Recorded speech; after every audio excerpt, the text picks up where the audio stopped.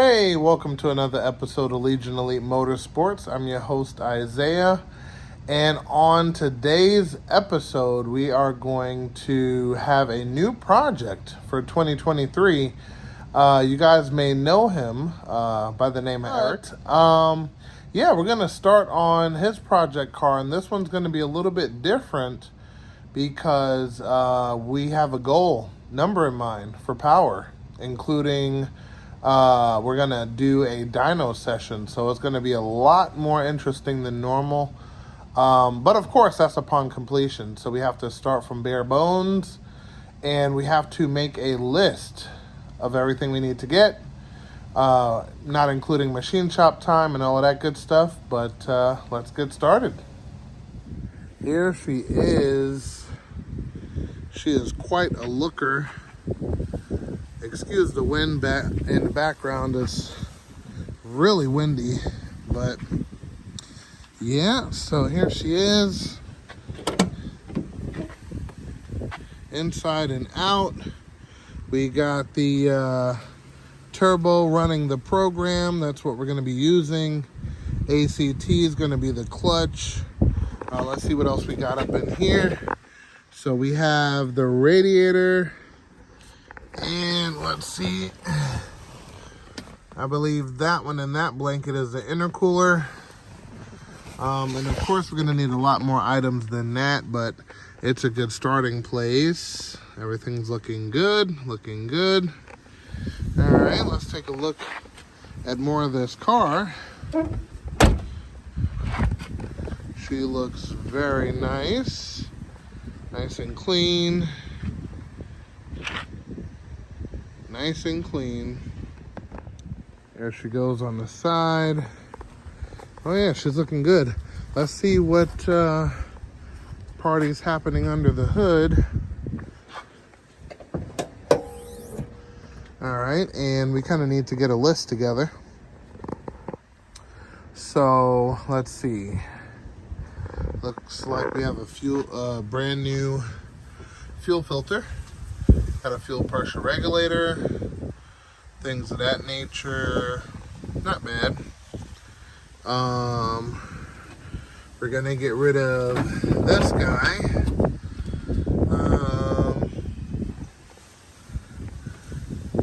Let's see. We got the bolts for the motor mounts. We're gonna have to get a new throwout bearing, because that one has seen water, and once these have seen water, that is all she wrote. So there's that. Let's take a look around. We're gonna have to remove this guy. Get that out of there. Oh, I like that. That's different. For the fusible links, we got some 30s. That makes sense. Makes it a little bit more simple and straight to the point. Interesting. All right, and then we got the fuel line tucked back there, nice and neat. Another gust of wind. And then we have oil cooler up here and no intercooler. Okay. Gives us a clean slate to pop in the new one, so that's going to be awesome. Alright, so, okay, first things first, we're going to need intercooler piping. We are going to need upper and lower radiator hose. We're going to need, boom, boom, boom. We might need to relocate this. That's going to be a possibility, depending on how much room we have. Maybe not. Might be able to keep it in that same spot. It's the 87. I see the 87 knock box. We're gonna get rid of that with MSD box. So that'll eliminate that, so you don't have to worry about that. And then boom, boom, boom. New fuel filter, so we'll leave that. Definitely gonna have to get rid of the water bottle for sure. This guy we don't need anymore, so we could take that off and unplug it. This is like a vacuum pump. And I really don't think we'll need it, but Yeah, we'll take that off, pop it in a box for them. And that's it for the chassis, pretty much.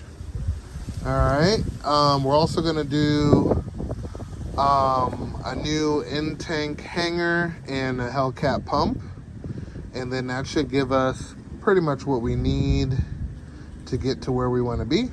Should be good to go. Now let's check out the motor. Okay, so this is the motor that was on here. Excuse the noise in the background. Alrighty. Take all of this off so we can see what we're working with. Okay. I'll just get a razor blade and chop this off. Give me a second. Alright, there we are. So basically, the owner was telling me that the car was running great. No problems, no issues, everything was perfect. Yeah, but then all of a sudden, I think either overheating or something like that took place, took the head off and seen the block was cracked. So basically, we're gonna take a look for ourselves. We're gonna check this engine out, and we're gonna make note of everything that needs to be done. And yeah, we're gonna pretty much put together a list. So, yeah, this looks pretty good. I don't know why, but everybody puts this in backwards, but it's okay. Just another place for it to hold oil. All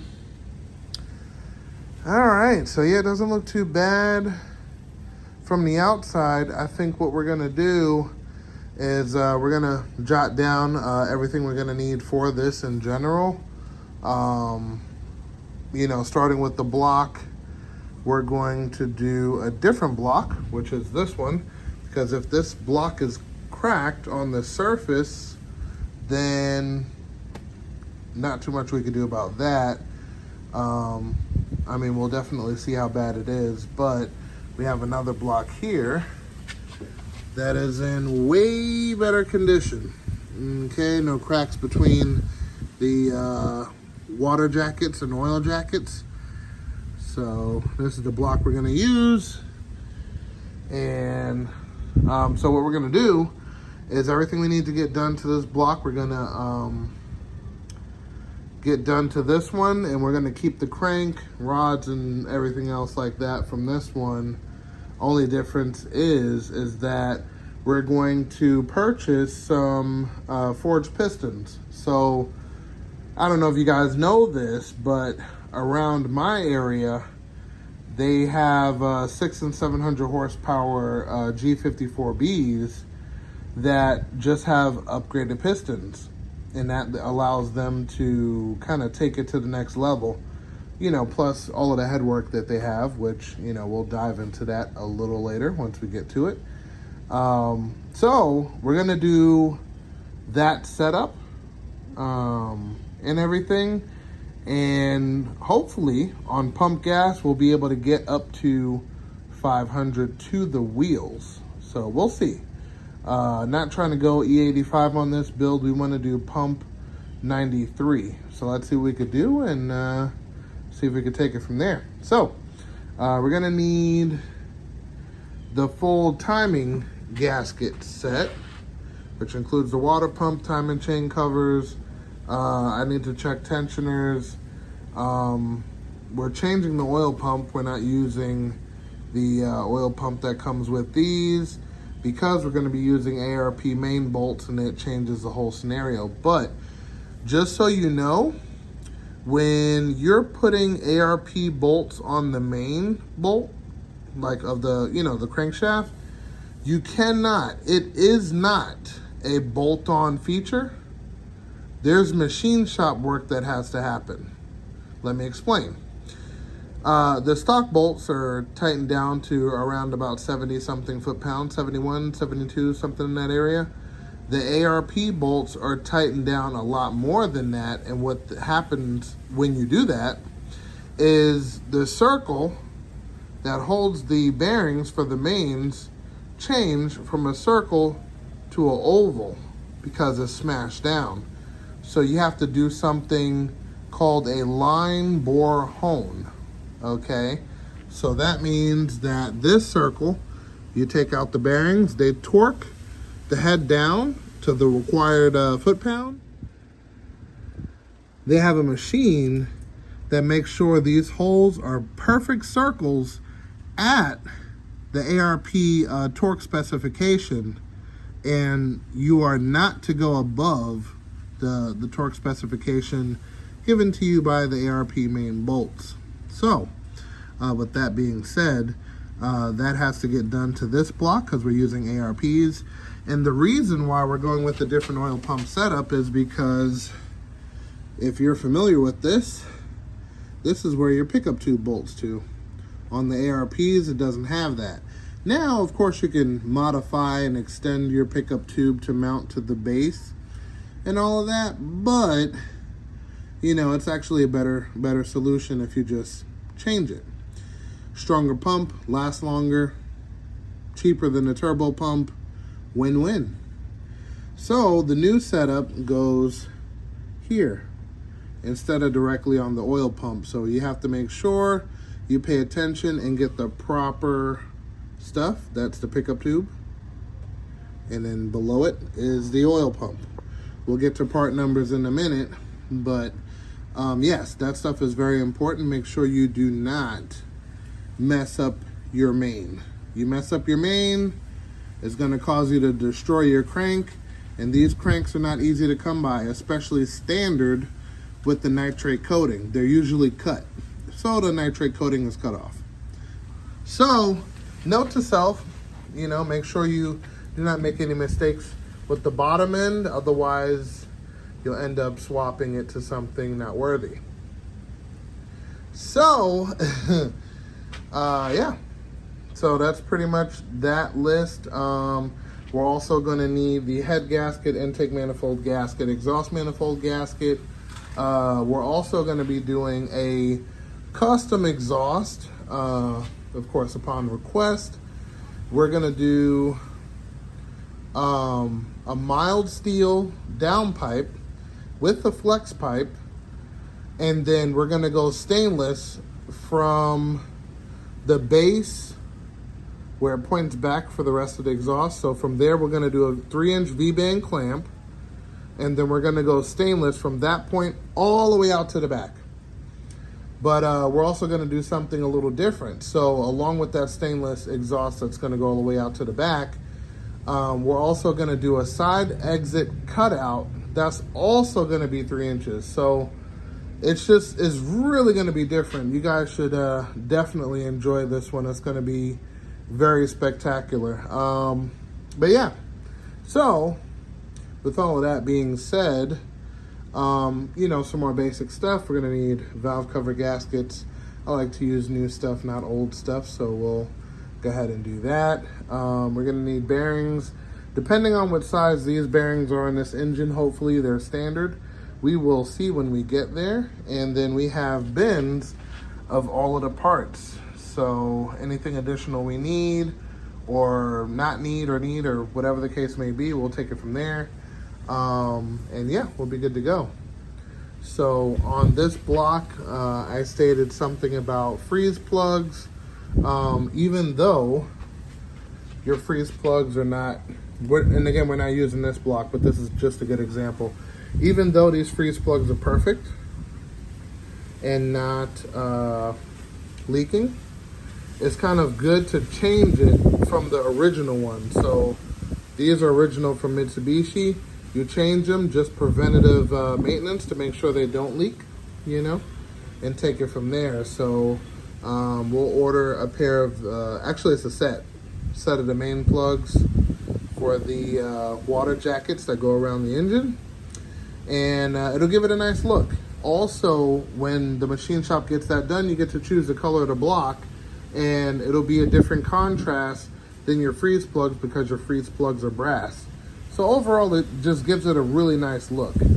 Also, we're going to hot tank this one, because this is the one we're going to be using, to get all of the impurities out, all of the nasty coolant that's stuck, encrusted on the inside of the block. Just really, really clean it up. And we're going to deck the block.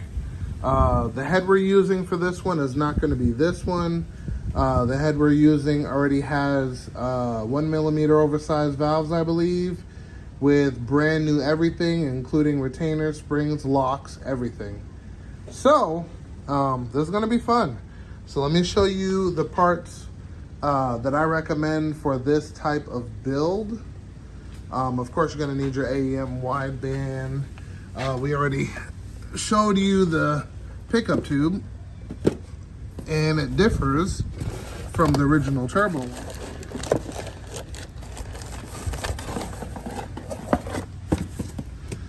So this is what we'll be using.